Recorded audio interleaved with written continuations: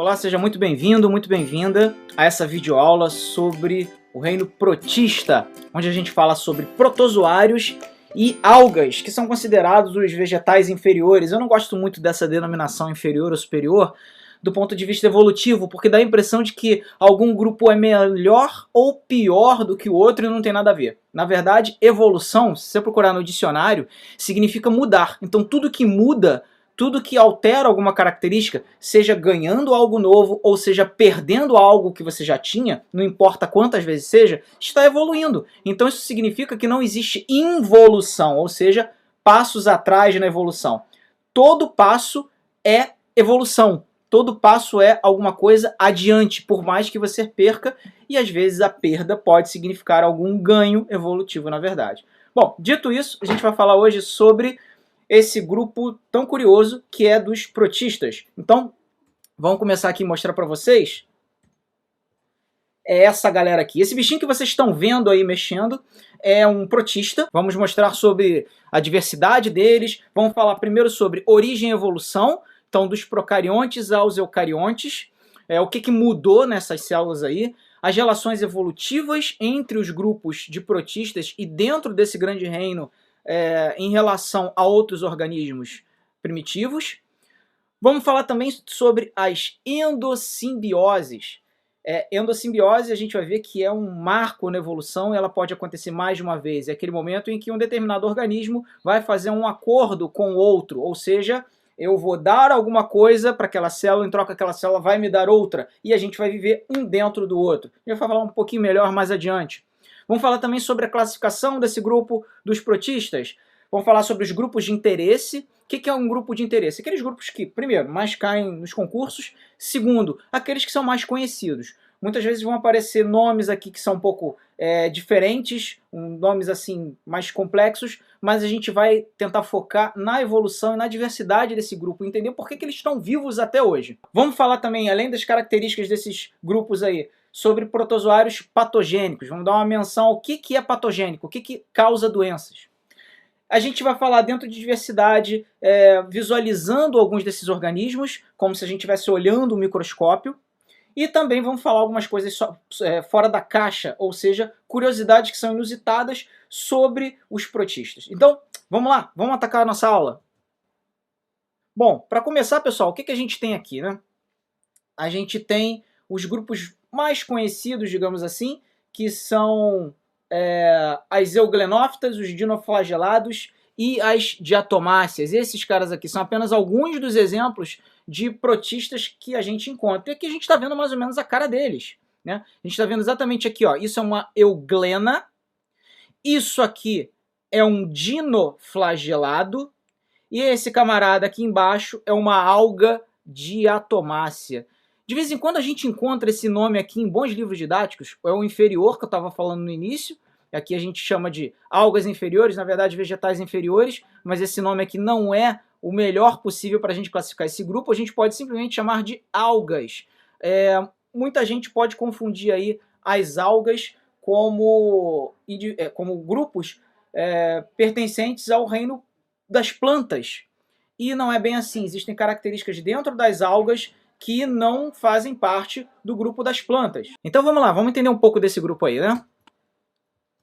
A gente tem aqui do lado esquerdo um cladograma, uma das propostas de cladograma, ou seja, de árvore filogenética, para a gente entender a evolução do grupo dos protistas e as suas inter-relações, né, entre cada subgrupo. E aqui à direita a gente tem características do grupo dos protistas. Então vamos lá passar por elas. Aqui a gente está vendo, pessoal, um monte de nome esquisito que ninguém precisa decorar. Isso aqui deixa para a galera da graduação em biologia. Por exemplo, Arqueplastida, Amebozoa, Opistoconta, Rhizaria, Cromalveolata, Escavata. Não são esses nomes que vão nos interessar nesse momento, nesse primeiro momento. O que vai nos interessar é quem está ali dentro. Quais são os grupos mais conhecidos que estão dentro desses nomes esquisitos e qual é a relação deles. E a gente vai entender, por exemplo, que as algas são um grupo polifilético. O que isso significa? Não existe um grupo de espécies, ou melhor, um ancestral comum que originou todas as algas. Existem vários ancestrais. Então, os protistas são um grupo muito diverso. Ainda em bons livros didáticos, se ensina uma classificação meio tosca, assim, meio primitiva, que a gente tem as amebas, os ameboides, os ciliados e os flagelados, por exemplo, entre os protozoários, que está dentro dos protistas. Essa classificação é muito tosca, porque você está considerando apenas a forma de locomoção para você classificar um grupo dos protistas, que é o de protozoários. Existem várias outras formas de você classificar isso, e você vai perceber que um indivíduo, por exemplo, um ciliado, um flagelado e uma ameba, muitas vezes estão espalhados dentro da evolução. Não tem um ancestral só que vai originar isso tudo, todas essas formas de locomoção. Então, essa é a visão diferente dessa aula, que talvez você não encontre em qualquer aula por aí. É uma visão minha, do ponto de vista evolutivo, que eu acho que é a melhor forma da gente entender esse grupo tão diverso. Então vamos lá. O que a gente tem aqui nesse primeiro grupo? A gente tem as algas verdes, a gente tem as algas, ou melhor, as algas vermelhas, as algas verdes e tem um outro grupo até de algas verdes aqui que está destacado, e as plantas terrestres, né, as land plants. Ou seja, a gente está vendo que as plantas terrestres têm alguma relação evolutiva com as algas, dividem o mesmo ancestral comum de um grupo de algas, mas não são algas, e nem as algas são do reino das plantas. A gente tem depois o grande grupo das amebas, depois a gente tem um grande grupo que engloba, por exemplo, fungos, animais, e um outro grupo aqui importantíssimo chamado de coanoflagelados, que vai aparecer mais adiante, mas seria o grupo mais próximo dos animais. Aí você pode me perguntar assim, poxa, Ney, mas a gente está vendo fungo e animal num grupo que parece assim, dividir o mesmo ancestral, e realmente esse grupo divide o mesmo ancestral aqui nessa basezinha e depois se divide. Aqui já é um outro ancestral, aqui já é um outro. O que está acontecendo aqui? Está acontecendo que a evolução está nos mostrando que todos os organismos são de alguma forma relacionados em algum ponto da evolução. E em algum momento eles vão se divergir, vão dar origem a outros grupos diversificados, mas todo mundo tem alguma coisa em comum. Depois disso a gente tem aqui o grupo que envolve os foraminíferos. Quem é essa galera aí, Ney? Foraminífero, radiolário, estão relacionados a ambiente marinho, principalmente, e também são grupos importantes para a galera que trabalha com petróleo, por exemplo, plataformas de petróleo. Alguns desses organismos aqui são um dos muitos indícios que você pode ter de encontrar ali uma área que possa ser rica em petróleo. Isso tem a ver com a evolução dos fósseis ali naquela área. Então você vai fossilizando. Esse grupo aqui de foraminíferos, de radiolários, por exemplo, são protistas que tem uma teca, ou seja, tem como se fosse uma conchinha, uma carapaça. E essa carapaça ela pode fossilizar. E aí, dependendo da época que fossilizou, pode indicar que você tem uma bacia de petróleo. Então, lá adiante a gente vai voltar nesses caras aí, mas só pra gente localizar e ver, caramba, né, como é diverso protista, e não é uma coisa assim só de, o que eu tenho a ver com essa ameba? Esses grupos aqui, que estão dentro dos protistas, contam muitas coisas pra gente entender a evolução das células, de uma maneira geral. Vamos lá, então. A gente tem aqui, ó, o grupo dos cromalveolatas. O que é isso aqui, né? A gente tem dinoflagelados, que são algas, aquelas que eu mostrei lá no início, por exemplo. Aí a gente começa a ter aqueles caras espalhados. Lembra que eu falei, olha, não dá pra gente estudar esse grupo aí do ponto de vista da evolução só pensando na forma de locomoção? Porque se você pensar assim, vou dar uma aula de protozoários, dá a entender de que o grupo dos protozoários veio do mesmo ancestral comum, não tem nada a ver. Eu tenho os ciliados, os flagelados e tenho as amebas. Olha um raio de um ciliado aqui, ó. Ciliados caindo dentro, ou melhor, dividindo um ancestral comum em algum momento com algas. Então sim, você tem protozoários misturados na evolução com grupos de algas e vice-versa. Você tem aqui dentro desse grupo, por exemplo, os apicomplexos. Sabe um exemplo de protista apicomplexo? O cara que causa a toxoplasmose. Então imagina, ele está misturado ali divide um ancestral comum com um grupo de algas.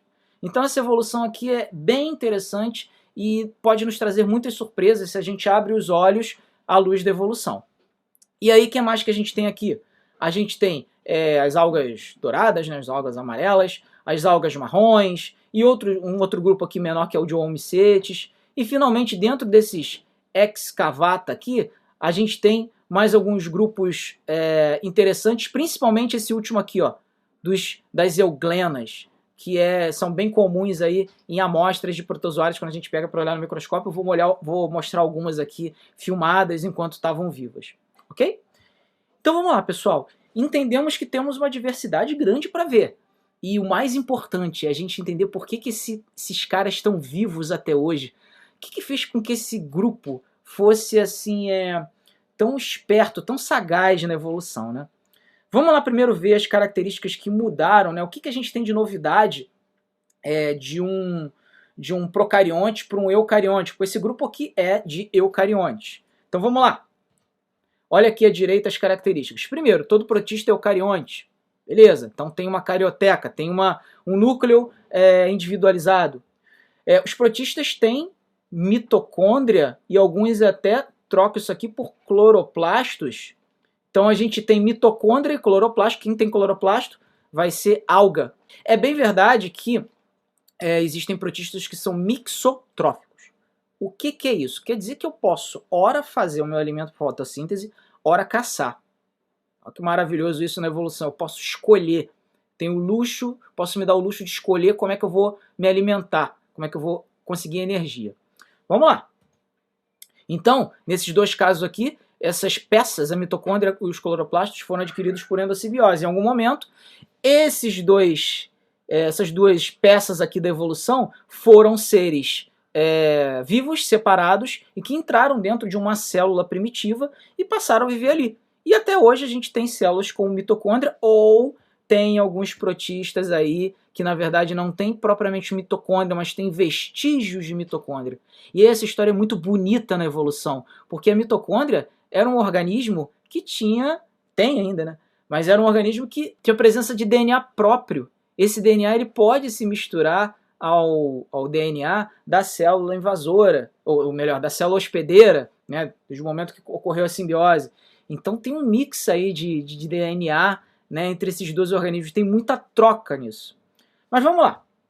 Os protistas têm um citoesqueleto de microtúbulos e microfilamentos. Que raio que é esse negócio aí? Digamos que são os trilhos que vão carregar organelas, vão carregar vacúolos, vão carregar o que eu tenho ali dentro do meu citoplasma. Tá? As organelas não estão boiando dentro da célula, elas têm que ter uma ordem. Então essas organelas elas se entrelaçam nesses microtúbulos e microfilamentos, né, nesse citoesqueleto, e vão ser carregadas para lá e para cá para poderem se locomover na célula. A maioria é móvel, então você tem cílios, flagelos ou pseudópodos. O que é pseudópodo? Pensa no Venom do Homem-Aranha. Então na hora que o Venom ele sai e começa a se rastejar, cada rastejo daquele, cada pequeno braço preto que sai é um pseudópodo. Podos, pé. Pseudo, falso. É um falso pé. Como se tivesse uma patinha, só que não é patinha, é a própria célula, o próprio citoplasma que está se arrastando ali.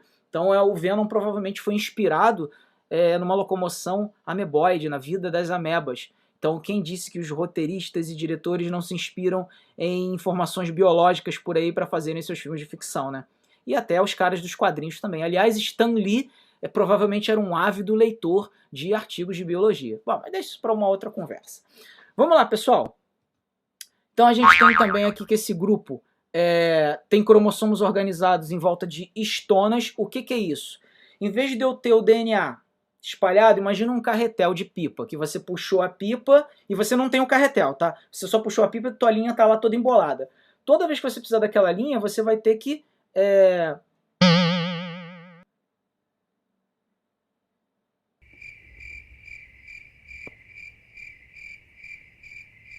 Que bizarro. Imagina uma pipa e você tem um carretel, né? Se você puxar aquela linha e você não tiver carretel, fica lá tudo embolado. Toda vez que você precisar da linha, você vai precisar desenovelar aquilo tudo ali para poder usar.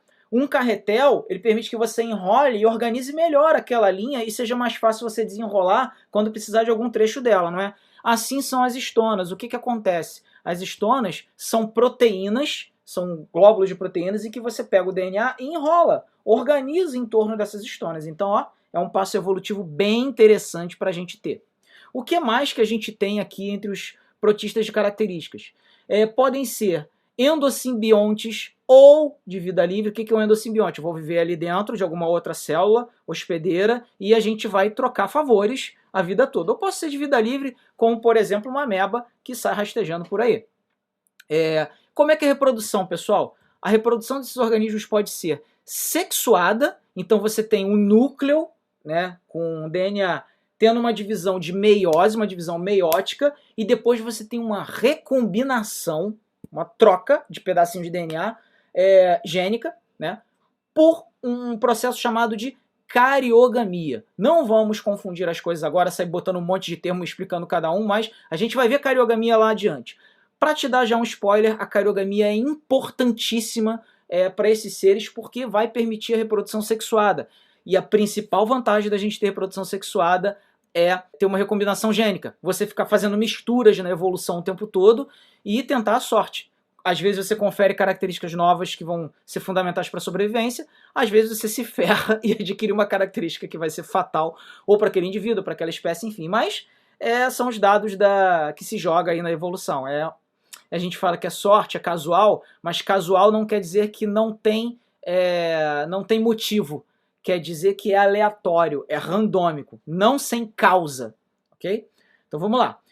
Ou a gente pode ter também a reprodução assexuada, que é com ou sem permuta de genes. Então olha só, o indivíduo ele pode se bipartir, fazer uma fissão binária, ou seja, partir, né, se clonar, por exemplo, e gerar um outro indivíduo geneticamente igual. E a gente pode até ter uma permuta de genes ou não, né? Caramba, reprodução assexuada com permuta de genes. A gente vai ver lá na frente nessa aula que tem como você trocar genes e não se reproduzir. Se você não quiser, você só faz as trocas. Então, essas são as características principais dos protistas e agora a gente vai aí para um outro passo para entender melhor a evolução desses caras e por que eles estão vivos até hoje. Então, olha só.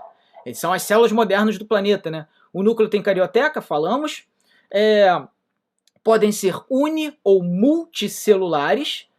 Os unicelulares são protozoários, em geral, mas a gente até tem algas que são unicelulares também. Ou multicelulares, parte dessas algas inferiores, esses vegetais inferiores, ou seja, dessas algas aqui que muita gente confunde com planta. A gente vai ver essa diversidade adiante. Podem ser comensais, ou seja, se aproveitar de restos de comida, né, deixados para trás. Podem ser parasitas, podem ser patogênicos, podem ser mutualistas, simbióticos e por aí vai. Heterotróficos, normalmente os protozoários, quer dizer, são os protozoários. Autotróficos, as algas, ou mixotróficos. Eu posso escolher se eu sou hetero ou autotrófico, conforme o ambiente. Maioria do plâncton. Plâncton são todos aqueles organismos que vivem, bem grosseiramente falando na definição, vivem ao sabor das ondas. Na verdade, a melhor definição para plâncton é que são organismos que se locomovem, têm capacidade locomotora, mas não conseguem vencer a energia cinética do ambiente que eles estão, do ambiente aquático. Então, quer dizer, a onda vai empurrar mais forte do que ele consegue se mexer com cílios ou flagelos ou qualquer coisa que ele tenha para se mexer. E aí dá a impressão de que ele está boiando. E é importante lembrar que o fitoplâncton, onde estão essas algas protistas, é realmente o pulmão do mundo. Não é a Amazônia, nunca foi, jamais será. A produção de oxigênio do planeta, de O2, vem principalmente do fitoplâncton. É absurdamente maior, tá? O que a floresta amazônica produz de oxigênio, ela gasta com ela mesma, tá? Então vamos lá, o que não tira a importância da floresta amazônica de estar ali, tá? Ela só não é realmente o pulmão do mundo, ela não cria o saldo de oxigênio do planeta. Quem cria são os protistas, especificamente o fitoplâncton. Agora eu quero falar para vocês sobre a teoria endossimbiótica que eu falei lá no início. Que negócio é esse? Por que é tão interessante do ponto de vista evolutivo? Vamos lá? Bom, aqui eu tenho um diagrama mostrando como é que funciona esse negócio da teoria endossimbiótica. Então vamos dar um detalhe nele? Bom, primeiro, pessoal, o que eu tenho é dentro de uma célula proto-eucarionte, ou seja, o projeto de eucarionte está aqui. O que eu tenho? Invaginações, ou seja, dobras para dentro da membrana plasmática de um ancestral procarionte, originou componentes da endomembrana, como o núcleo e o retículo endoplasmático. Você já reparou que essas dobrinhas que a gente vê nos esquemas de livros didáticos que o professor mostra, elas parecem sacolinhas? Pois justamente essas sacolinhas têm uma origem das dobras da própria membrana plasmática, invaginando, ou seja, dobrando para dentro e se destacando.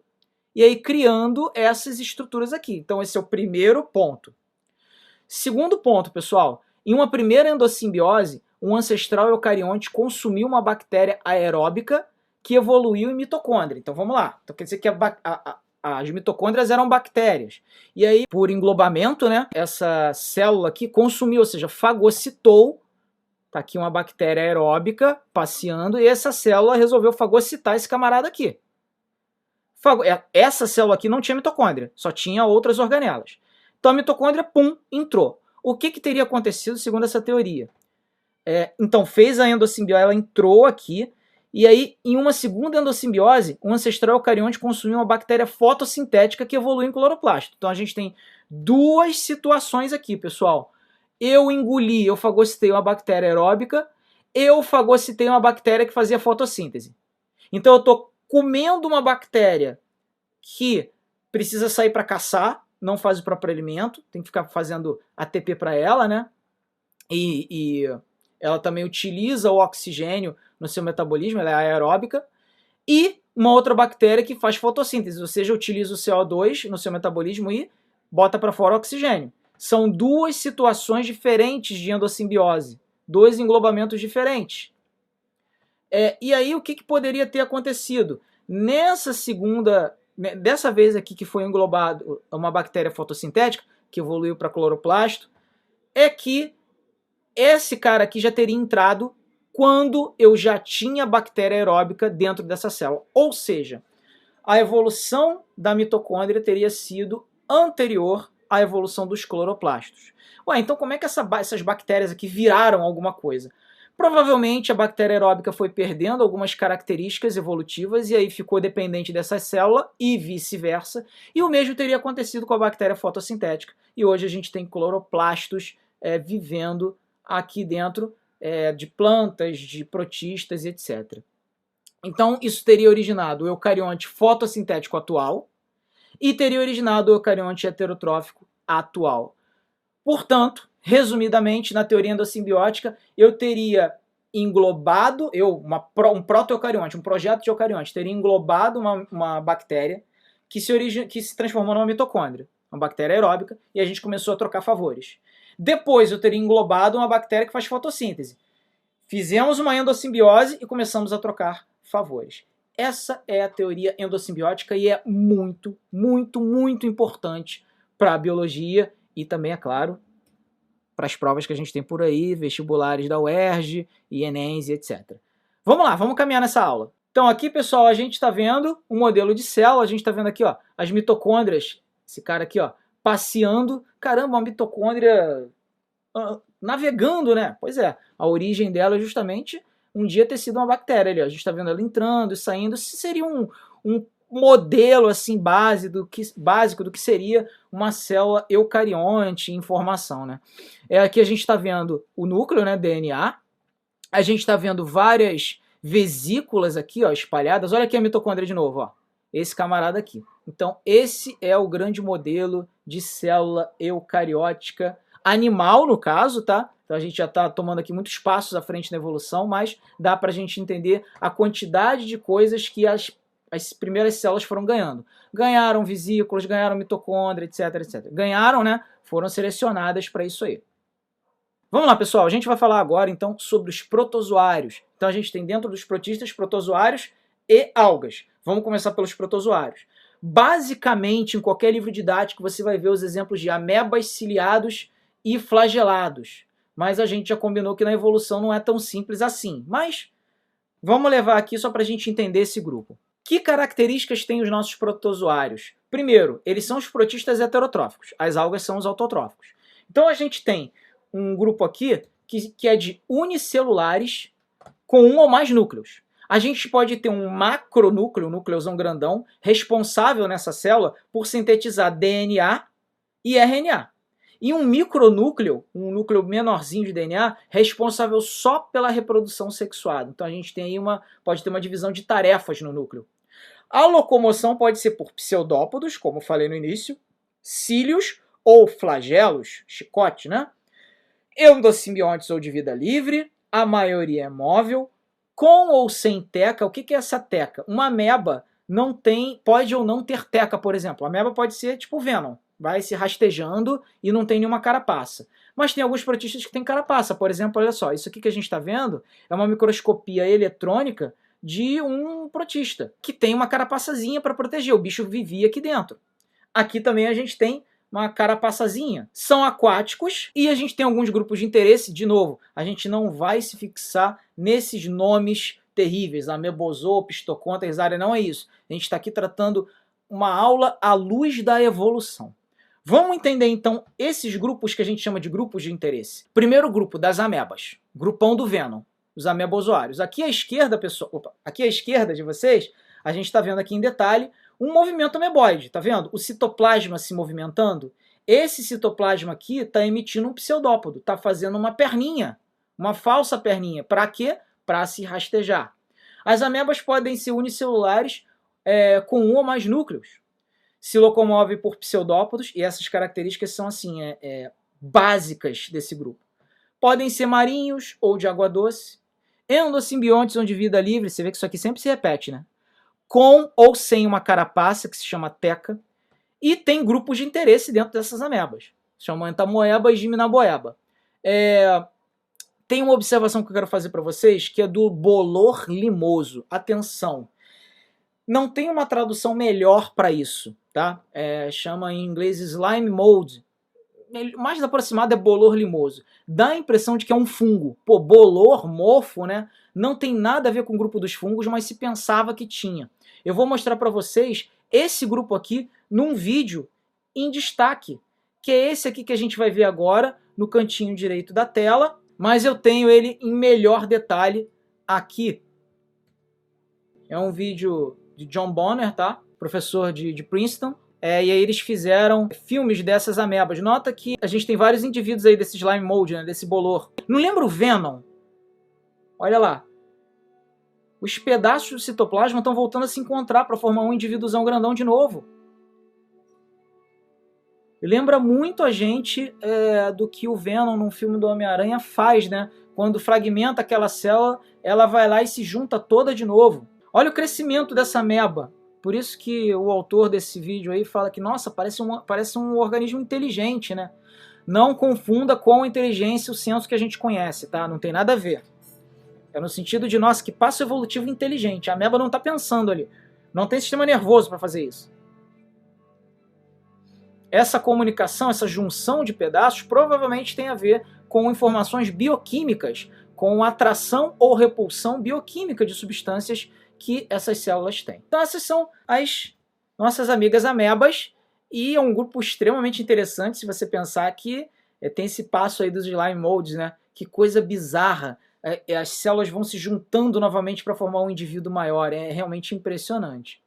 Um outro grupo de interesse aqui pra gente que eu trago é o dos Opistoconta. Quem são esses caras? São um grupo que engloba os coanoflagelados. E daí, o que eu tenho a ver com isso? São flagelados uniomulticelulares, tem um colarinho anterior para filtrar bactérias, então eles comem bactérias, e tem uma relação evolutiva ancestral com os primeiros animais, as esponjas. Eu quero te salientar o seguinte, isso aqui é um grupo de protistas, pessoal. Cada cabeça dessa aqui, que parece um espermatozoide com flagelo, cada cabeça é um indivíduo, tá? É um protistazinho, é um protozoário. Cada um é um coanoflagelado. Olha essa microscopia eletrônica do interior de uma esponja. É muito, muito parecido, não é? Pois é, a gente tem bons estudos mostrando que provavelmente as esponjas têm alguma correlação evolutiva com esses caras aqui, tá? Com coanoflagelados, em algum momento da evolução, talvez esse grupo tenha se dividido e originado animais. A gente está falando de protistas para animais, olha que passo evolutivo bizarro. Eu te mostrei lá atrás, na aula, uma árvore filogenética mostrando uma relação em algum momento do grupo dos animais com os protistas. Então, olha que bizarro.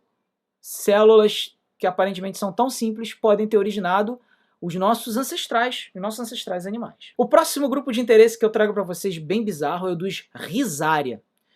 Esses caras aqui têm amebas no grupo, só que são amebas um pouco diferentes, amebas com uma teca. Não é ameba no sentido amebozoário, grupo, aquele primeiro grupo que eu mostrei. Esse aqui é um outro subgrupo, mas a gente está vendo que as, aspas, amebas têm origens diferentes. A gente tem pseudópodos finos, em forma de agulhas ou raízes. Algumas têm uma teca de carbonato de cálcio, sílica ou sais de estrôncio. São marinhos ou de água doce. Aqui, galera, eu tenho um pulo do gato pra gente, uma coisa interessantíssima. Se eu sou um protista, eu sou marinho e eu absorvo cálcio, sílica, cristais de estrôncio, no momento que eu, a minha geleca que está lá dentro, a minha célula morrer, o que vai acontecer com a teca? Você acha que vai boiar no mar? Vai para o fundo. Mas se a teca está carregando esses materiais na natureza, nada se perde, nada se cria, tudo se transforma. Se eu peguei isso e levei para o fundo, não vai brotar cálcio, carbonato de cálcio novo, sílica nova ou sais de estrôncio lá em cima, na superfície. Eu tirei do ambiente, assim, aquático, que está numa determinada região, e trouxe para o fundo do mar. Inclusive eu posso ter levado para fossas abissais, dependendo de onde eu estou. Então isso é muito interessante porque nos leva a um evento chamado de bomba de carbono, ou carbon pump, ou também chamado de bomba biológica. Você pode achar esses dois termos. O que é isso, pessoal?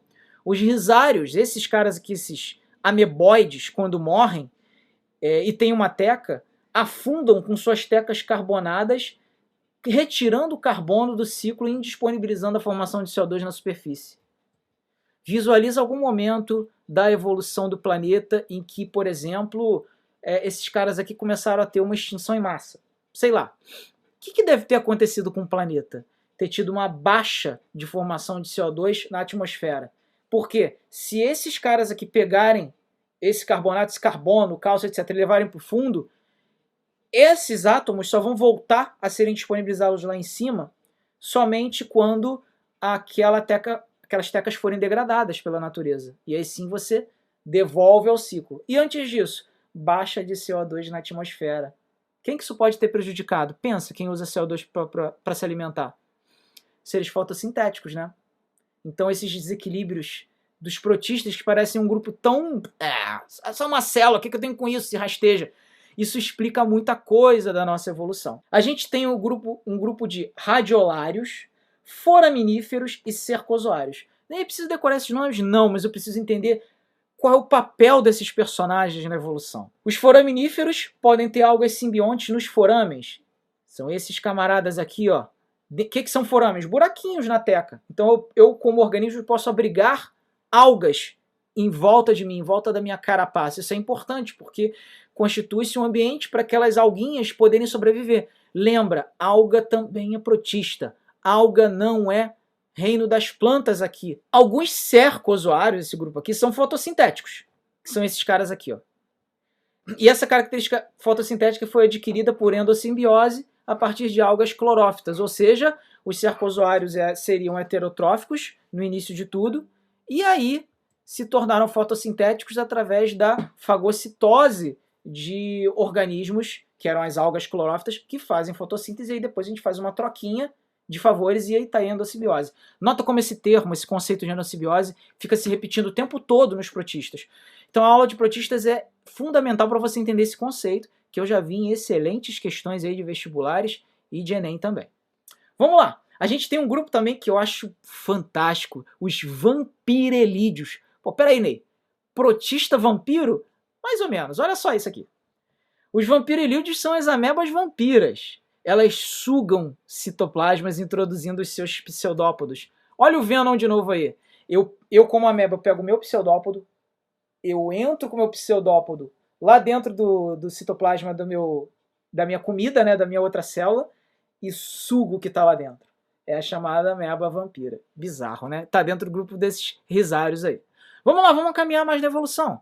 Vamos entrar então nas algas, pessoal. O que a gente está vendo aqui? Opa! A gente está vendo aqui algas bioluminescentes. Não tem Photoshop nessa imagem aqui. Tá? Isso aqui vem da Jervis Bay, em New South Wales, na Austrália, ou seja, Baía Jervis. E aqui a gente está vendo pelo movimento das marés, esse movimento cinético aqui, essa energia cinética, leva aos protistas que estão aqui, os protistas algas, né, fotossintetizantes, a produzirem luz. Luz pela bioluminescência. A natureza produzindo a sua própria luz, o organismo produzindo a sua própria luz. Isso é demais. E aí, olha só, vamos continuar. Essas algas aqui são os protistas autotróficos. Aqui a gente está vendo alguns desses seres, ó, essas algas, ditas algas, né, unicelulares, na verdade são os protistas que fazem a fotossíntese, dando uma passeada aqui. A origem é endossimbiótica, portanto, essas características engolfaram os cloroplastos de algas vermelhas unicelulares que haviam adquirido cloroplastos por simbiose com procariontes fotossintéticos. Ou seja, esses caras aqui engoliram cloroplastos de algas vermelhas unicelulares. E essas algas vermelhas unicelulares adquiriram cloroplastos por uma simbiose com outros procariontes. Ou seja, a endossimbiose dentro da endossimbiose. A endossimbiose secundária. Eu ganhei essa característica consumindo um organismo que também consumiu essa característica. Então, eu adquiri o que foi adquirido. Alguns perderam secundariamente os cloroplastos e aí eram heterotróficos, passaram a ser auto e perderam essa característica depois na evolução. Como eu disse, evolução pode ser também perda. Quem aí, de repente, nunca terminou um relacionamento e aí falou assim, caramba, eu ganhei mais do que perdi, que bom. Ou, de repente, não teve um fim de algum ciclo e falou, poxa, que bom que isso acabou, eu acho que eu ganhei mais deixando de ter isso na minha mão. Né? Mais ou menos assim que funciona a evolução. Grupos de interesse dentro das algas, esses caras aqui, ó, Arqueoplastida, Cromalveolata e Excavata. Vamos ver esses caras?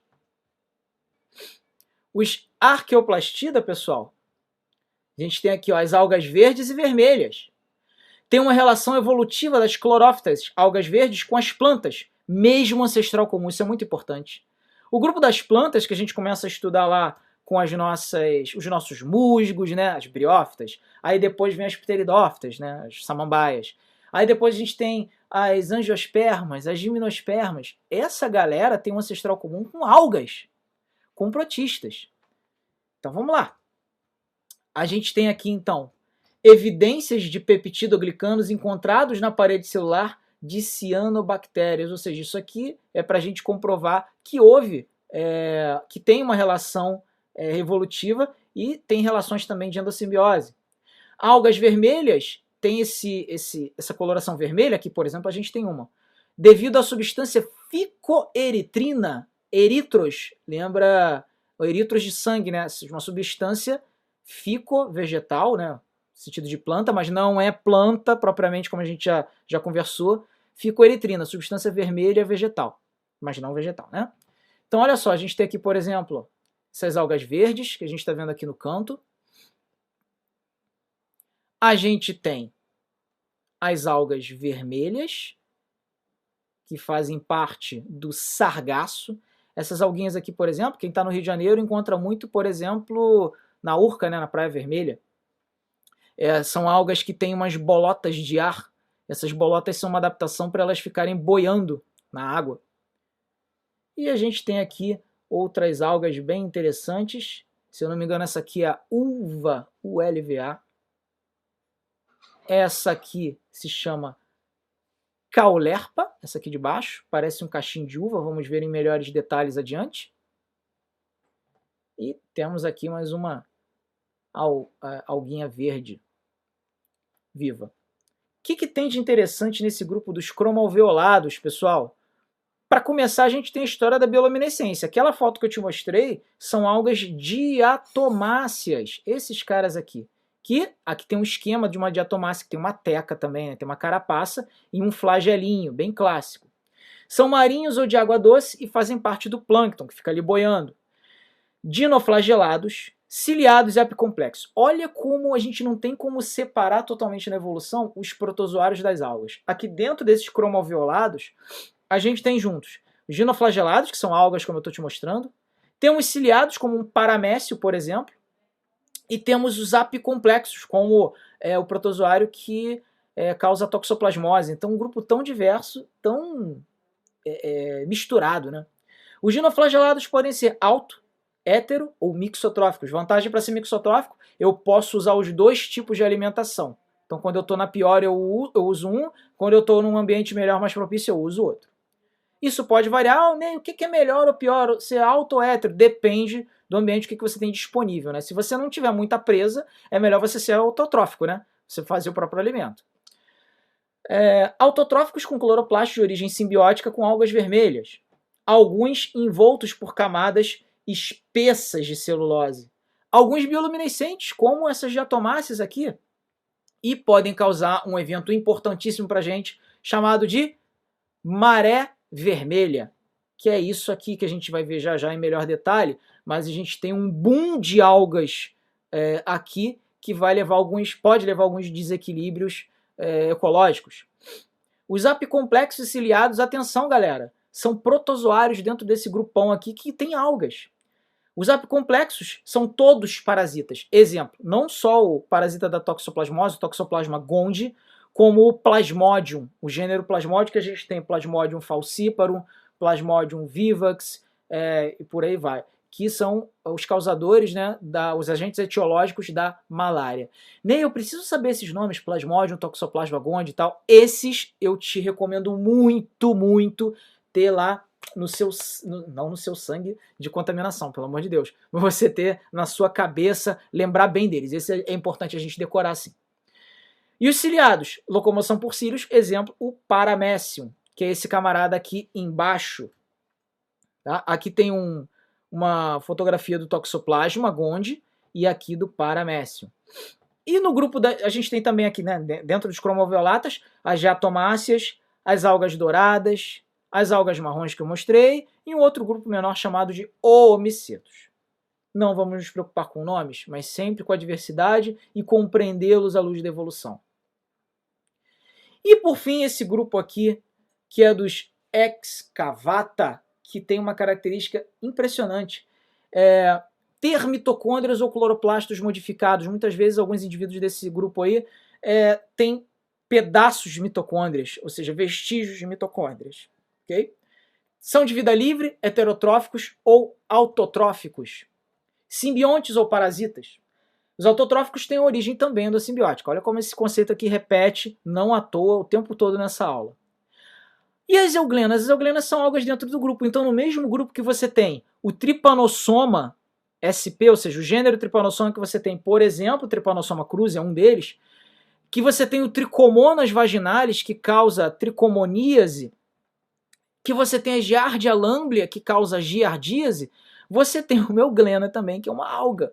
Vamos mostrar aqui alguns grupos, como se a gente estivesse olhando efetivamente, pessoal, no microscópio. Aqui a gente está vendo, ó, protozoáriozinhos, eugleninhas. Nota que em alguns momentos, se você der um zoom aí, ó, você pode notar um flagelinho, um cabelinho batendo numa extremidade dessas alguinhas. Então são euglenas. O que é isso aqui no meio? Provavelmente algum verme que está morto, e aí algumas estão passando, se alimentando. Isso é muito comum de você ver em lâminas. Então ali naquele micromundo está acontecendo alguma coisa, aquele micromundo de poça, né?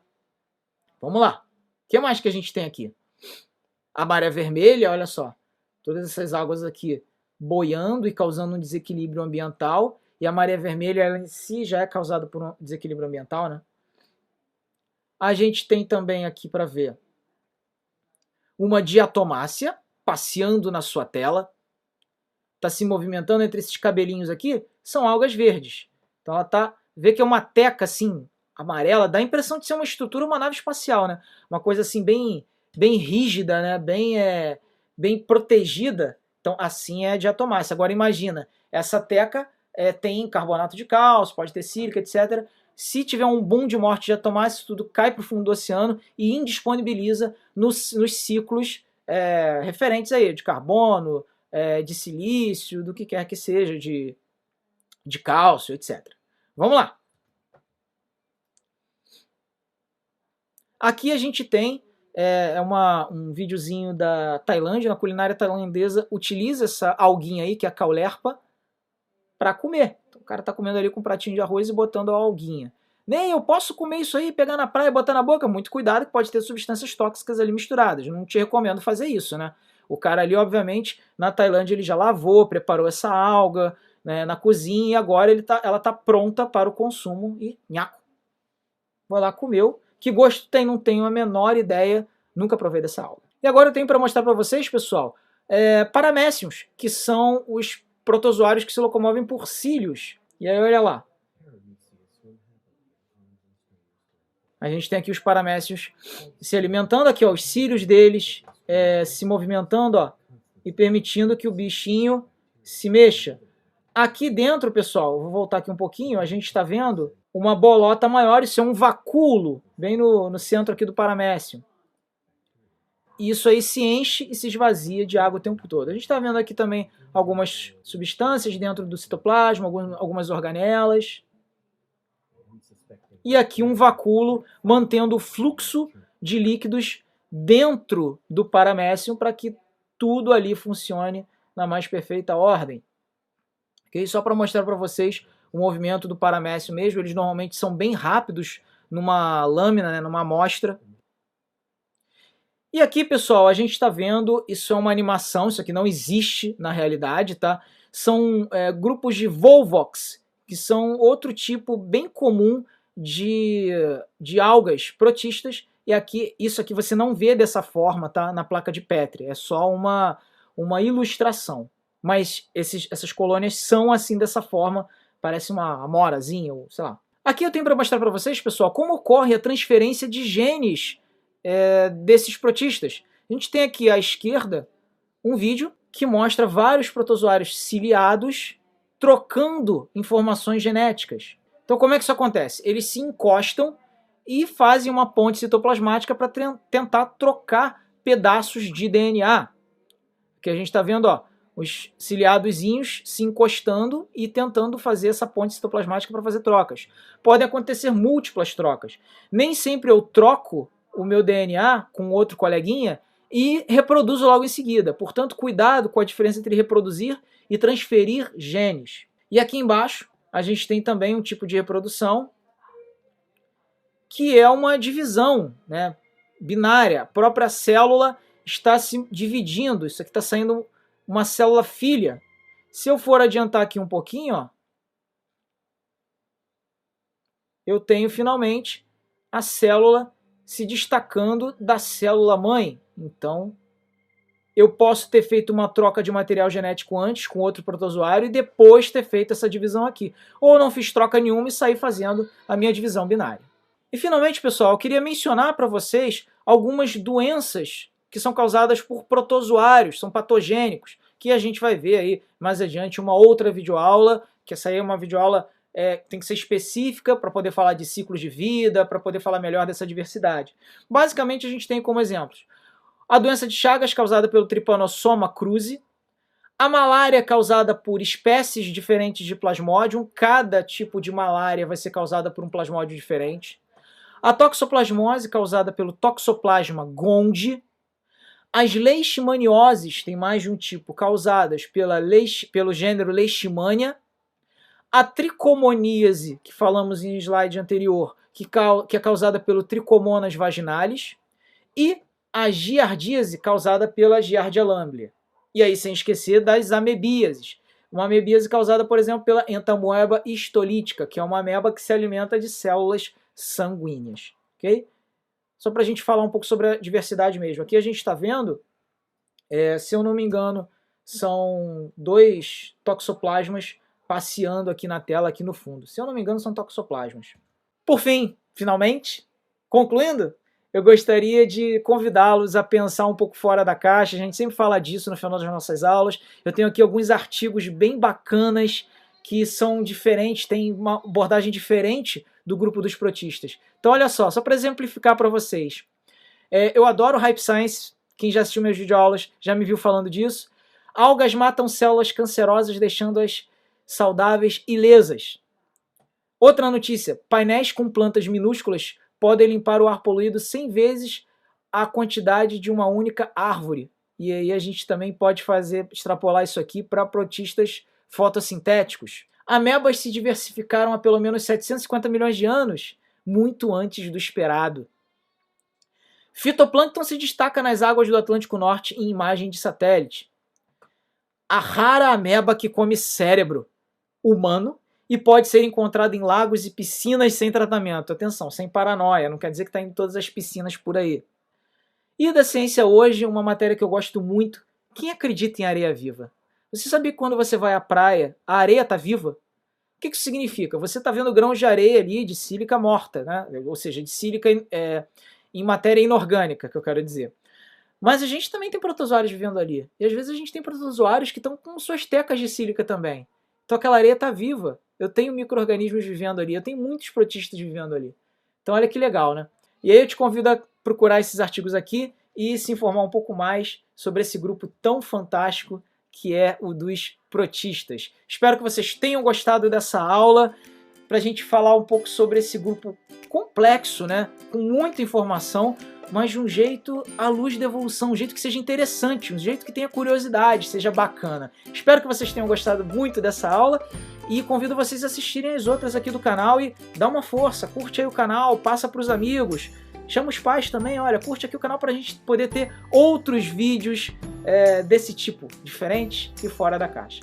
Eu espero vocês nos próximos vídeos e um abraço, pessoal. Até mais.